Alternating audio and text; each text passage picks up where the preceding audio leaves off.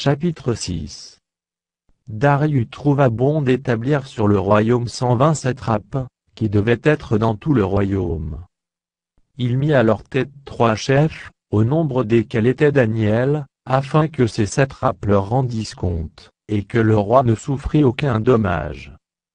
Daniel surpassait les chefs et les satrapes, parce qu'il y avait en lui un esprit supérieur, et le roi pensait à l'établir sur tout le royaume. Alors les chefs et les satrapes cherchèrent une occasion d'accuser Daniel en ce qui concernait les affaires du royaume.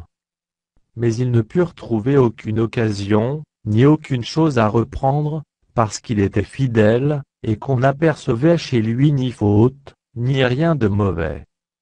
Et ces hommes dirent: nous ne trouverons aucune occasion contre ce Daniel, à moins que nous n'en trouvions une dans la loi de son Dieu. Puis ces chefs et ces satrapes se rendirent tumultueusement auprès du roi, et lui parlèrent ainsi: Roi Darius, vis éternellement.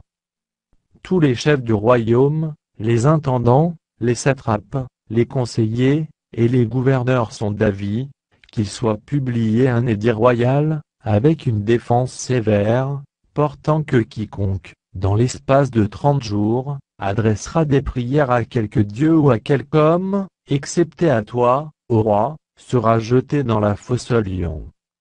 Maintenant, ô roi, confirme la défense, et écris le décret, afin qu'il soit irrévocable, selon la loi des Mèdes et des Perses, qui est immuable. Là-dessus le roi Darius écrivit le décret et la défense. Lorsque Daniel sut que le décret était écrit, il se retira dans sa maison, où les fenêtres de la chambre supérieure étaient ouvertes dans la direction de Jérusalem, et 3 fois le jour il se mettait à genoux, il priait, et il louait son Dieu, comme il le faisait auparavant. Alors ces hommes entrèrent tumultueusement, et ils trouvèrent Daniel qui priait et invoquait son Dieu. Puis ils se présentèrent devant le roi, et lui dirent au sujet de la défense royale: n'as-tu pas écrit une défense portant que quiconque dans l'espace de 30 jours, adresserait des prières à quelque dieu ou à quelque homme, excepté à toi, ô roi, serait jeté dans la fosse aux lions? Le roi répondit: la chose est certaine, selon la loi des Mèdes et des Perses, qui est immuable. Ils prirent de nouveau la parole et dirent au roi: Daniel, l'un des captifs de Juda, n'a tenu aucun compte de toi, ô roi, ni de la défense que tu as écrite, et il fait sa prière 3 fois le jour. Le roi fut très affligé quand il entendit cela, il prit à cœur de délivrer Daniel, et jusqu'au coucher du soleil il s'efforça de le sauver. Mais ces hommes insistèrent auprès du roi, et lui dirent: sache, ô roi, que la loi des Mèdes et des Perses exige que toute défense ou tout décret confirmé par le roi soit irrévocable. Alors le roi donna l'ordre qu'on amenât Daniel, et qu'on le jetât dans la fosse aux lions. Le roi prit la parole et dit à Daniel: puisse ton Dieu, que tu sers avec persévérance, te délivrer.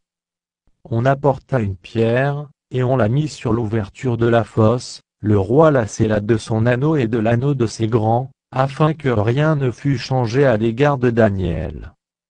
Le roi se rendit ensuite dans son palais, il passa la nuit à jeun, il ne fit point venir de concubine auprès de lui, et il ne put se livrer au sommeil. Le roi se leva au point du jour, avec l'aurore, et il alla précipitamment à la fosse aux lions. En s'approchant de la fosse, il appelait Daniel d'une voix triste. Le roi prit la parole et dit à Daniel: Daniel, serviteur du Dieu vivant, ton Dieu, que tu sers avec persévérance, a-t-il pu te délivrer des lions? Et Daniel dit au roi: Roi, vis éternellement. Mon Dieu a envoyé son ange et fermé la gueule des lions, qui ne m'ont fait aucun mal, parce que j'ai été trouvé innocent devant lui, et devant toi non plus, ô roi, je n'ai rien fait de mauvais. Alors le roi fut très joyeux, et il ordonna qu'on fît sortir Daniel de la fosse. Daniel fut retiré de la fosse, et on ne trouva sur lui aucune blessure, parce qu'il avait eu confiance en son Dieu. Le roi ordonna que ces hommes qui avaient accusé Daniel fussent amenés et jetés dans la fosse aux lions, eux, leurs enfants et leurs femmes, et avant qu'ils fussent parvenus au fond de la fosse, les lions les saisirent et brisèrent tous leurs os.